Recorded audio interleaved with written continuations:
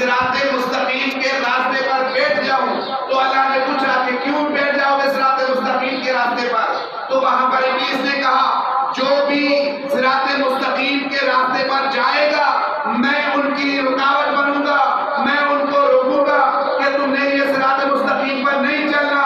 تو اللہ نے پھر وعدہ کیا اے ابلیس جو بھی تیری بات میں آ گیا یا تیری رکاوٹ میں رک گیا میں اللہ وعدہ کرتا ہوں تیرے ساتھ اسے بھی جہنم میں دھکیل دوں گا، تیرے ساتھ اسے بھی جہنم میں دھکیل دوں گا. تو آپ اندازہ کریں کہ جو کتنی عبادت کے باوجود بھی قیامت تک لعنتی ہے، غلطی ہم سے ہوتی ہے، لعنت شیطان پر ہوتی ہے. یعنی اللہ جس پر لعنت کرے، یعنی ایک ہی بار اللہ کی ابلیس نے انکار کیا، ایک سجدے کا انکار ہوا، جو قیامت تک ایک سجدے کا جو انکاری ہو جائے اسے قیامت تک تو لعنت پڑتی ہے. اور جو دل میں نماز ہی نہ پڑھے ان کا کیا حشر ہوگا؟ جو نماز ہی نہ پڑھے ان کا کیا حشر ہوگا؟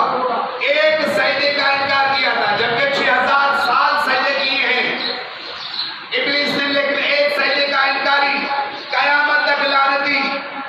اور پھر اللہ نے جواب بھی دیا جو بھی تیرے نقش قدم پر چلے گا یعنی سجدے سے انکار کرے گا، میری اطاعت نہیں کرے گا، میں تیرے ساتھ اسے جہنم میں دھکیل دوں گا.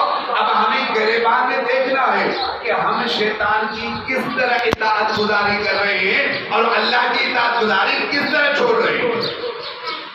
اس لیے تو اللہ نے کہا صلی اللہ علیہ محمد وآل محمد،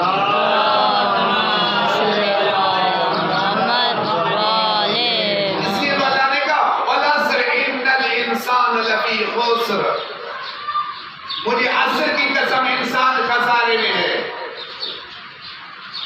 اب کون خسارے میں ہے؟ جو اللہ سے پہلے والے انسان ہیں. آگے کہا إِلَّا الَّذِينَ آمَنُوا وَعَمِلُوا الصَّالِحَاتِ، کون سے انسان خسارے میں ہے؟ جو اللہ سے پہلے والے ہیں. وہ خسارے میں نہیں ہے جو ایمان لائے اور عمل صالح انجام دے. اور اطاعت گزاری کہتے کسے ہیں؟ ہم نے تقریباً کئی جمعہ میں یہی اطاعت گزاری کے موضوع پر میں نے بحث کی ہے کہ اطاعت گزاری